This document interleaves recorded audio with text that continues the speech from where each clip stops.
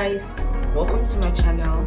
Today I'll be cutting a simple gown. Okay, there are two types of gown irrespective of the style.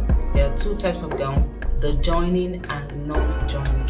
So the joining being the upper part, that's your shoulder to your waistline, is separate from the waistline down to the length of the skirt or the gown. Then you join both pieces together. All right, while the non-joining is you cut straight down. There's no joining, so you do your shoulder to your waist, your shoulder to your length, like that, without any joining. Okay, so we'll be doing the non-joining. After the non-joining, I'll show you how to cut the joining for a gown. Okay, so the measurements that we need is the shoulder measurement, shoulder to bust, the half length or shoulder to waist, shoulder to hip line, then the length of the gown.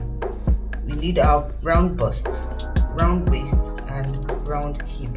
Okay, these are the measurements that we need. All right, so first and first, we need to mark out our shoulder line, half an inch, 1 inch, because of the allowance I usually add. You already know, if you're cutting on the fabric, when you're folding, you use the biggest circumference. In this case, it's the hip. All right, biggest circumference divided by 4 plus extra 2 inches allowance. Okay.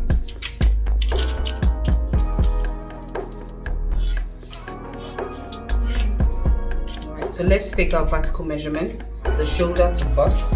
This is my shoulder line. My shoulder to bust is 9.5. My half length is 16. My shoulder to hip is 26. Then the length of my gown is 35. Length of my gown is 35 plus extra 1 inch allowance, so that'll be 36. Okay. Alright, so let's mark it this way as well.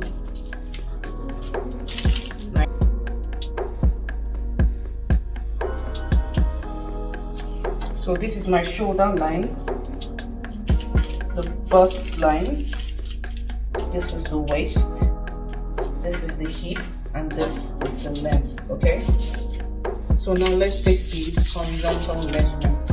My shoulder is 15 divided by 4, that is 7.5 plus extra 0.5 inch for sewing allowance, so that'll be 8. So we'll mark our 8 starting from our center front. Mark 8. My bust is 32 divided by 4, that's 8. Okay, so this is 8 as well, plus extra, let's just do 1 inch allowance. You can add 2 inches if you want. If you feel like the measurement is not so correct, you don't want it to be so tight, it's better your fabric, better your outfit is big than it's undersized. Okay, my waist is 27, so that's 6.75. Let's make that 7 plus extra 1 inch. So if you want to add that in your waist, if you want to add that on your waist, then add extra 1 inch for that. All right, I already taught you guys how to do that, so I don't want a dot on this, so let's leave it this way. Then my hip is 38 divided by 4, that's 9.5. So I'll take 9.5 plus extra 1 inch allowance. Then the length of the gown, I don't want it penciled, just want it straight. So I'm going to take the measurement I took for my hip, that's 9.5 plus 1 inch allowance, so that's 10.5. I'm going to take 10.5 here. So the next thing we're going to do is the shoulder length, right? Sorry, the armhole length, not shoulder, the armhole length. So I usually take 8 for mine. I told you guys 7 is standard, but make sure that your arm, it depends on how big your armhole is. You can take 9 as well. So I'm taking 8. I'm going to straighten up the line. So my armhole length is 8.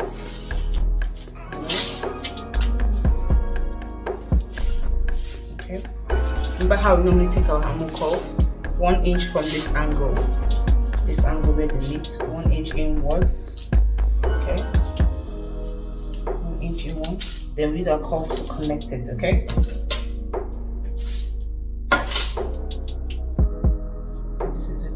So taking it to this, and then we'll measure the armhole length is 8. Take the midpoint. Okay, so we'll take this to the midpoint.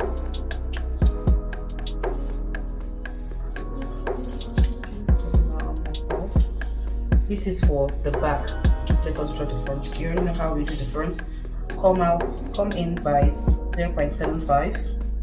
Then connect this 0.75 to this curve, then this to this up here.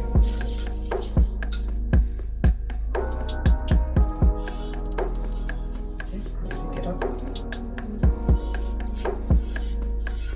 Alright, so we'll come down for our shoulder slope, we'll come down by 1 on the armhole line. The armhole line will come down by 1. For our neck, taking the neck measurement, let me show you guys another style of neck. The other one we did for the basic bodice as the basic blouse was round neck, simple round neck. Okay, for this, let us make a V-neck. Alright, so for V-neck, our neck length is neck width is 3. I took 3 here. So the depth. So for this V, it depends on how deep you want it to be. I want mine to be 2 inches above my bust point, okay? You can have yours below your bust point or way above, just on your chest line, depending on what you want, alright? So since that will be 2 inches above my bust point, this is my bust point, 9.5. So 2 inches above will be what? This is 1 inch. That will be 7.5. So this is my V-neck. So this is the depth of my V-neck, and this is the width. Okay, the width is 3, the depth is 7.5. So let's join the line together. So that's basically V. You take this point to the depth point. Okay, so this is my neck, this is my front neck. To carve out the back neck, you know what we're going to do? We take 1 inch down from the shoulder line, then make a curve. It's not usually only one we can come down by. Any style you want on your back, you want the back to be V as well, you already know what to do. You can just maintain this for the front and for the back. If you want the style to be a square back, you can do anything you want to do at your back, alright? I want mine to be high neck, that's why I'm coming down by 1 for the back. So this is the back neck, and this is the front neck. This is the back armhole, and this is the front armhole, alright? I already explained all this in the basic blouse, okay? Now we're connecting the shoulder slope to the neckline.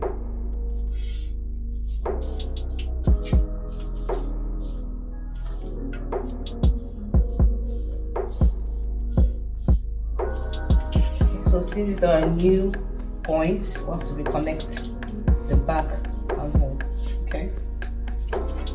So I'm going to add my 1/2 inch allowance on the shoulder. This is for joining the front shoulder and the back shoulder together.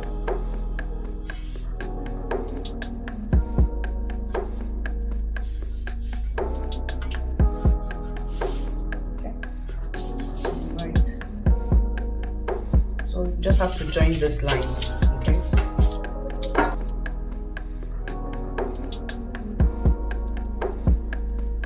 Our simple non-joining gown is ready. This is it. If it was the joining part, this is going to be separate and this is going to be separate, alright? So let's cut this so that we'll cut the back.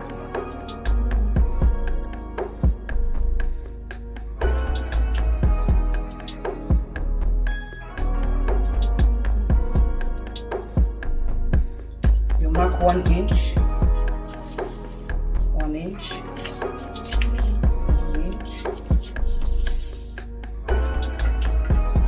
what the zipper allowance. Okay.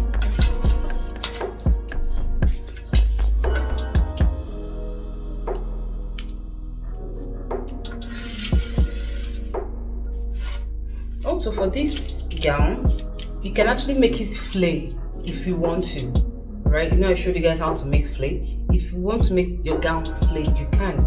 If you want to make it flay from the waist, because this waist is going to start from, definitely can. So from the waist, you just open up your hand to the length that you want. Okay, if you want the flay to start from the hip line, you know what to do. Just open up your hand and to the length that you want, or how wide you want the flay to be. So it all depends on your material. Okay, so we know I want this to match up. Okay, so this is my waist, this is my waistline. Will come in half an inch. This is half an inch. So we're connecting this line to this outer line and this to this. So when cutting, it goes inwards. That's because our back is not straight, especially the waist area. Okay, I'm gonna connect it now this to this line. It shouldn't be a point, it should just be more like a curve. So you should hold your hand while doing this.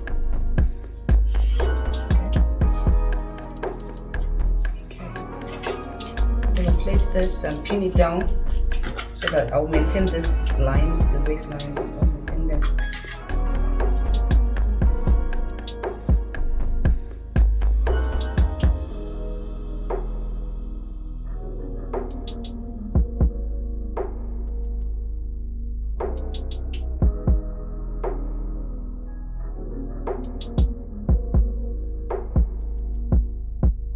So my front and back piece are ready. So I'm going to trim out the front neckline.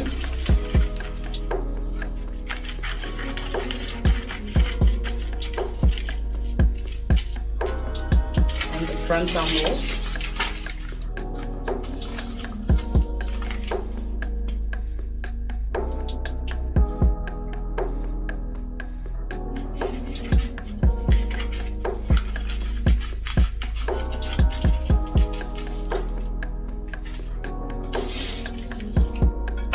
Okay, so there is something I would love to teach you guys.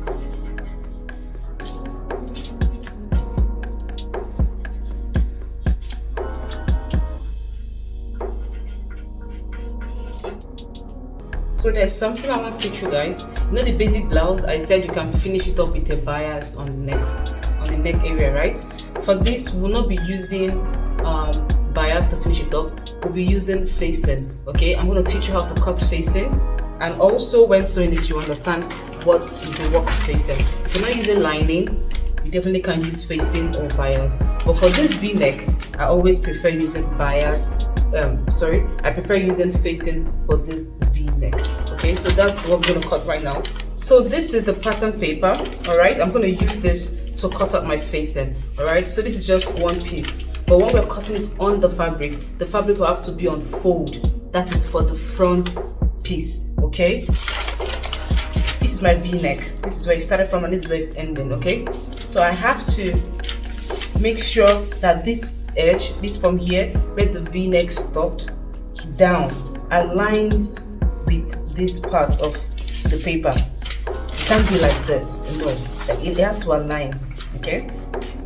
So they're on the same line right now. So I'm going to pin this down so it doesn't move.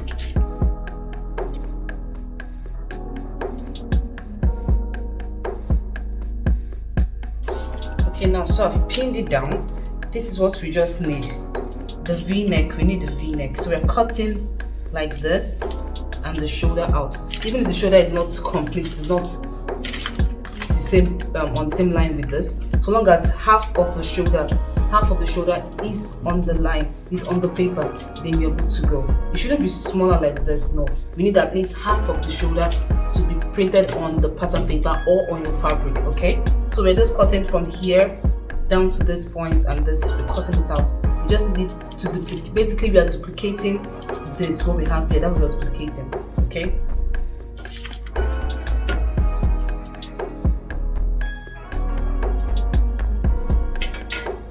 This is where the V neck stopped, right? This is where it stopped, the depth. So just come down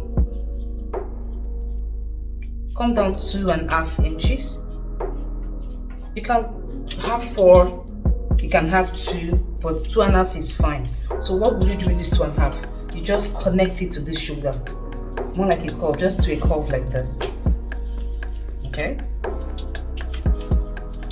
just a freehand curve. Okay, if you want to take it like this, that's fine, but it's always better it's a curve.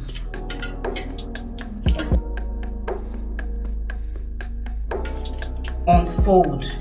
It has to be unfold. So when you open it up, it's one piece. Okay, so this is my front facing. This is done.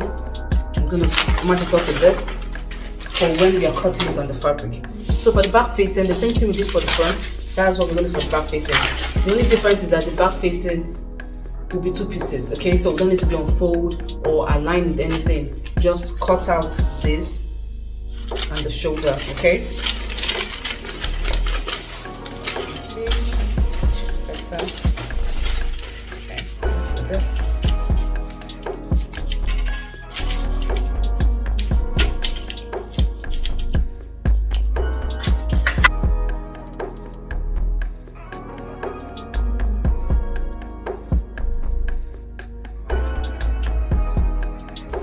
This is where the back neck stopped, right? As usual, 2.5. I came down by 2.5. So I'm gonna, this is where the shoulder stopped. I'm gonna connect the shoulder down to this 2.5. Okay.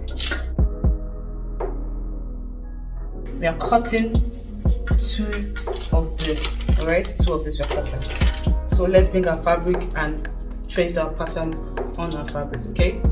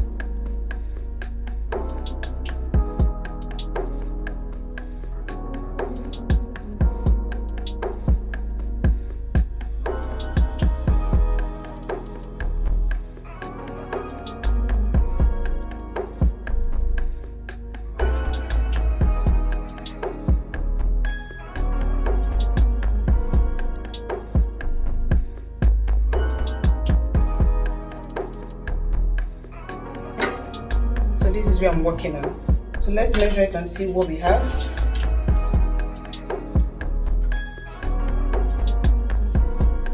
This is 23 and this is 20.5. Okay, so having 20.5 and having 23 there. Okay, so this 20.5, this 20.5 is going to be the armhole area. That's where you're going to join to the armhole on your gown, while here will be the length of the sleeve. So I have 23 here, meaning it won't be on my wrist, it's going to jump a bit because I'm going to fold 2 inches for the casing for the elastic. All right, so my sleeve probably will be here, right? So this will be the length of the sleeve, and while this will be the armhole area.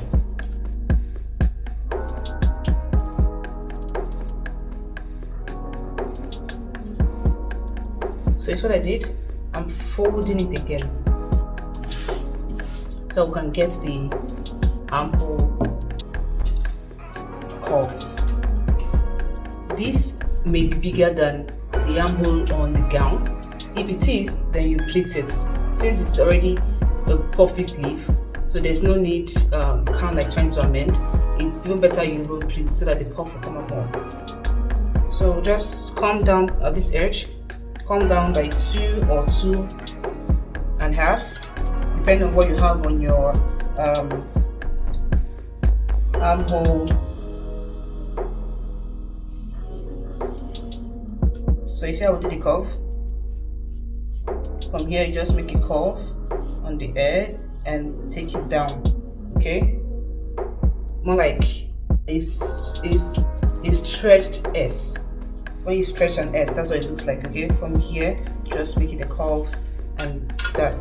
So the more you go, the more the armhole is getting bigger. Okay, this is like a simpler way to make a sleeve without all those measurements and all of that. The only difference is that this won't carry the back effect or the front effect. So just basically be like this. Okay, so both of our sleeves are here, so we are done with this. All right, thank you for watching.